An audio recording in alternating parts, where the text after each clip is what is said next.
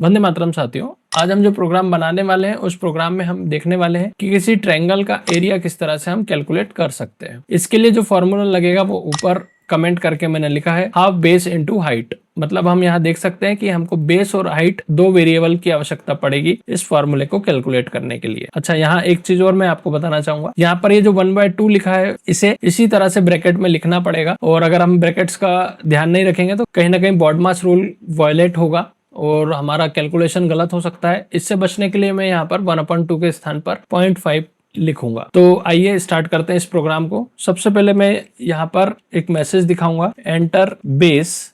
मतलब मैं यहाँ पर जो ट्रायंगल का बेस है उसकी वैल्यू इनपुट करवा रहा हूँ। यूजर जो वैल्यू देगा उसको मैं बेस नाम के वेरिएबल में स्टोर कर लेता हूँ। ठीक इसी तरह से अगली लाइन में मैं जो ट्रायंगल की हाइट है वो इनपुट करवाऊंगा, जिसको मैं किसी हाइट नाम के वेरिएबल में स्टोर कर लेता हूँ। यहाँ तक हमारे पास बेस और हाइट दोनों की वैल्यू आ गई है। अब मैं यहाँ पर जो हमारा फॉर्मूला है वो लगा देता हूँ। तो हमारा फॉर्मूला है 1/2, तो 1/2 के स्थान पे मैं यहाँ पे 0.5 लिख रहा हूँ।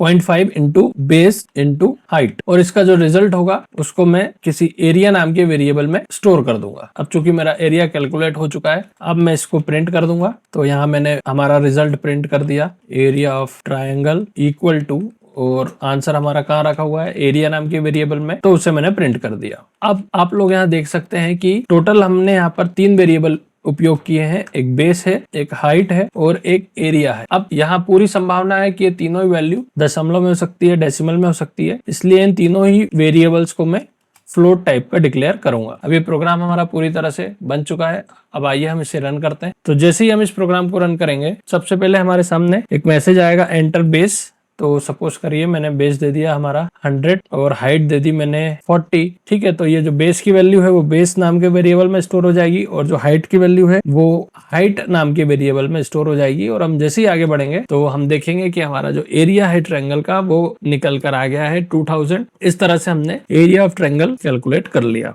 तो आई होप आप लोगों को ये प्रोग्राम समझ में आया होगा। अगर इस प्रोग्राम में आप लोगों को कोई डाउट हो तो आप कमेंट करके पूछ सकते हैं, और यदि ये वीडियो पसंद आया हो तो इस वीडियो को लाइक कर दें, हमारे चैनल को सब्सक्राइब कर लें और अपने दोस्तों के साथ इसे शेयर कर दें। साथ ही हमारी टेलीग्राम चैनल को भी ज्वाइन कर लें ताकि आगे आने वाले वीडियोस की जानकारी आप लोगों को मिलती रहे। चलिए फिर मिलेंगे अगले वीडियो में। वंदे मातरम।